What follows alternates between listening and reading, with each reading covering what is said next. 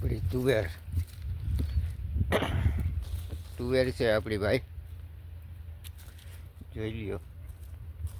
ફેસબુકમાં હોય તો લાઈક અને શેર કરજો, એટલે નવા વિડીયો તમને જોવા મળશે. બરાબર, આપણી તુવેર છે, જોઈ લો. હાવજ છે, હાવજ આપણી તુવેર.